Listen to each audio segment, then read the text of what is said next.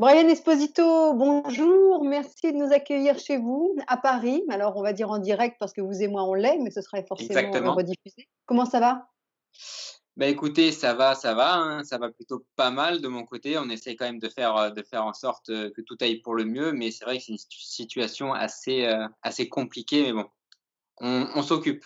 Vous gérez. Alors, je vais quand même dire que Exactement. je vous ai trouvé sur les réseaux. Non, mais c'est rigolo à dire parce que avec ce petit concept de papillon conserve, finalement, on finit tous par se retrouver dans tout ce qui touche les goûts. Alors vous, c'est surtout la pâtisserie. Alors, on va vous resituer. Vous êtes chef pâtissier à l'Hôtel des Collectionneurs à Paris, ce qui est quand même une jolie référence. C'est Donc, ça, vous vous occupez, j'imagine, de toute une petite brigade tout au long de l'année exactement. maintenant. Vous vous sentez bien là-bas? Ça va? C'est cool? Ah oui, ouais, oui, c'est vrai que on a l'opportunité vraiment de s'amuser. On crée énormément. Voilà, on est toute une équipe en pâtisserie, on est 7 à peu près. Et c'est vrai qu'il y a énormément de choses à faire. On gère vraiment tout le pôle sucré de l'hôtel, donc on peut aller, du des banquets, du room service, du restaurant, du bar, voilà, des du goûter de l'après-midi. Donc voilà, il y a énormément de choses à faire, donc on a quoi s'occuper. Oui, alors c'est une forme de promotion pour vous parce que vous commencez comme ça à graver les échelons. Vous êtes très, très jeune, hein, une trentaine d'années, c'est ça? Exactement, 31 ans. Bah, bravo, 31 ans. Vous avez, appris finalement, vous êtes, familiarisé avec toute cette cuisine depuis tout petit puisque vous étiez déjà dans une famille de gens qui aimaient bien manger et Exactement, cuisiner? c'est vrai que exactement, bah, c'est vrai que moi je suis pas parisien, je suis avignonnais et j'ai grandi, dans les cuisines d'un grand chef, du sud de Christian Étienne et c'est là qu'il m'a vraiment, montré, tout ce qu'on pouvait faire, en cuisine et tout ce qui touchait à la haute gastronomie, les saveurs, les goûts, les textures et c'est vrai que bon, moi je me suis dirigé vers la pâtisserie, mais toujours en aimant vraiment la cuisine. Oui, pourquoi plus la pâtisserie que la cuisine? Quand on a baigné dans la cuisine, pourquoi? Parce que c'est sans limite? Parce qu'on peut toujours créer? C'est bon, déjà parce que je suis très gourmand, D'accord, mais oui, c'est parce une que c'est première, vrai ouais. que ça se voit, Ouais, ouais. Non, non, non, mais ça se lit, c'est oui. vrai que qu'en pâtisserie, pour moi, il y a vraiment aucune limite, en fait. On peut vraiment, aller il y a pas de barrière. On peut piocher du côté un petit peu salé, on peut vraiment prendre quelques légumes, des assaisonnements, voilà, on peut cuisiner aussi ses desserts et ça, c'est pour moi, c'est quelque chose de vraiment épanouissant. Et c'est ce qui vous a donné envie d'apprendre aux autres aussi? Parce que pour le coup, il y a une transmission que vous proposez avec des cours, sur Aix-en-Provence? C'est ça, donc c'est vrai que je fais aussi des cours, à la Villa des Chefs à Aix-en-Provence, donc c'est vraiment toute une comme une petite structure où on peut prendre des cours, cuisine ou pâtisserie, professionnels ou particuliers, entreprise, voilà, c'est vraiment toute une petite structure et c'est très intéressant et voilà, de transmettre sa passion, son métier, son savoir-faire, ça c'est très, très important pour moi.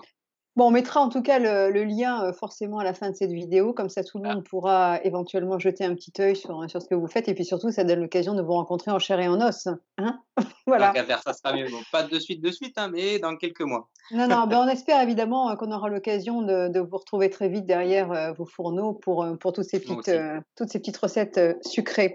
Alors justement, à propos c'est de ça, recettes sucrées, vous en avez une petite à nous proposer qui est à base de panna cotta. Alors ça paraît exactement. simple, même si la recette est longue finalement, il y a 3 petites phases qui sont intéressantes à connaître et qui vont nous donner à nous, en tout cas, des petites bases pour d'autres choses. Exactement, c'est vrai que c'est voilà, c'est 3 éléments assez simples qu'on associe pour avoir un dessert un peu plus, structuré et intéressant, mais on peut utiliser, chacun indépendamment. Alors on y va? Le titre? Parce que le Alors, titre est long, hein? on y va, c'est parti. Alors, en 1er lieu, on va réaliser la panna cotta. Donc c'est une panna cotta au miel et à la vanille, donc très simple. Moi, j'utilise de la crème et du lait pour que ça soit un petit peu plus, onctueux, moins lourd, parce que si que de la crème, c'est un peu plus, lourd en bouche. Ouais, Donc c'est lait presque écœurant entier. d'ailleurs, ouais. C'est ça, exactement. Donc là, on fait un temps pour temps en lait entier et en crème. Après, on ajoute le miel. Pas la peine de faire bouillir, hein, juste légèrement chauffer. Et après, on incorpore la gélatine qu'on a au préalable ramollie. On Ouais. incorpore la gélatine, on mélange bien et on verse directement dans les petits contenants ou dans les verres qu'on souhaite. On les place au frigo 2 3 heures. Après, l'idéal, c'est de le faire la veille pour le lendemain. Comme ça, au moins, on est vraiment sûr que ça soit prêt. Après, on passe à la réalisation d'un crumble, mais c'est un crumble un petit peu différent, c'est un crumble de polenta. Donc un crumble sans gluten pour le Ah, coup, c'était donc là, voilà, c'est pour et ça. la petite particularité, avec de la, ben, polenta qu'on peut trouver, n'importe où. L'idéal, c'est de la mixer un petit peu avant pour qu'elle se réduise vraiment en poudre, comme de la farine. Ouais. Et après, on réalise le crumble, donc avec la polenta, du beurre, de la cassonade et une petite pincée de fleur de sel. Donc on fait un mélange à la main, pas la peine du batteur, on mélange tous les ingrédients à la main et après on les étale un petit peu sur une plaque.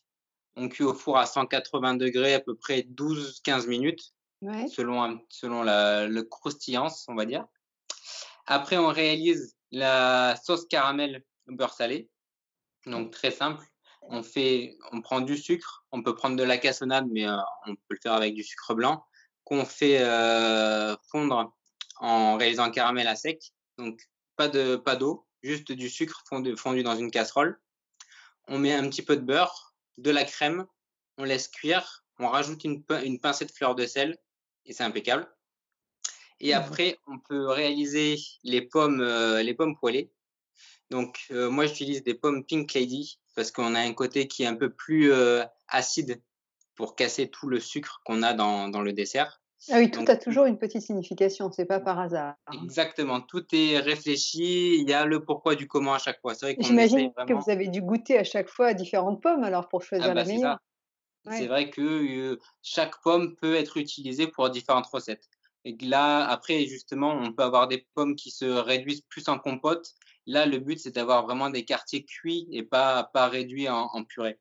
pas Donc là, complété. exactement, donc la Pink Lady, là, elle a une chair assez ferme et acide.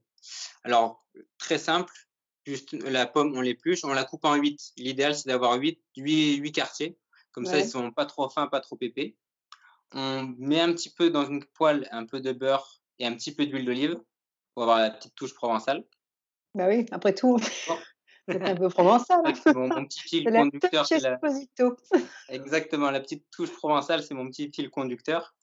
Alors pommes et après on met les pommes, dans la casserole avec, toutes les matières grasses. On les laisse cuire un petit peu, comme, justement là, on revient à cuisiner ses desserts, voilà, on laisse cuire comme on peut cuire une viande ou quoi que ce soit. Donc laisse légèrement cuire et après on ajoute un petit peu de miel ou cassonade. Moi, j'aime bien utiliser du miel, c'est un petit intérêt, nutritionnel et sain aussi pour la santé. Vous On avez laisse raison. légèrement caraméliser et après on peut déglacer avec, un alcool. Moi, j'utilise du calvados parce que c'est un alcool de pomme, mais on Ouais, peut utiliser, n'importe quel, un peu de rhum, un peu de whisky, pourquoi pas, ou un peu d'armagnac, selon les régions. ou rien du tout. Ou rien du tout, oui, oui, après ça c'est sûr, on n'est pas obligé de déglacer avec de l'alcool, ou rien du tout. D'accord. Et donc après, une fois qu'on a tous les éléments, on procède au montage de la terrine. Donc sur la panna cotta qui est bien prise, on met le crumble de polenta. Les beaux quartiers de pommes encore tièdes, c'est vraiment l'idéal pour avoir le contraste chaud-froid et croustillant du crumble. Et après, on vient mettre un petit filet de sauce caramel dessus et là, c'est On impeccable. déguste? C'est c'est Et bien alors là, c'est gourmand. c'est la dégustation ça. Bon, je vous demande Ah pas bah quel est là, le c'est la shoot de dégustation. calories là-dedans, mais quand même, une fois Ouais. qu'on voit la photo, je devrais la mettre au début peut-être, parce qu'une fois qu'on la voit au début, on se dit: «Ouais, on va pas lâcher le morceau là». C'est ça, ça va donner envie. Eh bien, ça va donner envie. En tout cas, on vous suit sur les réseaux, on regarde toutes ces jolies Exact. photos que vous postez. Merci beaucoup Brian et Bah, puis, merci à vous on en vous tout cas. souhaite, bonne chance pendant ce confinement et puis on espère qu'on aura l'occasion de se croiser, en chair et en os, comme je J'espère l'ai aussi, dit, en vrai, très bientôt, puis surtout vous, au travail. Voilà surtout dans le labo, c'est ça. et bon retour donc, à l'hôtel du Collectionneur à Paris. Merci beaucoup. Au revoir. Merci à vous, ça m'a fait plaisir.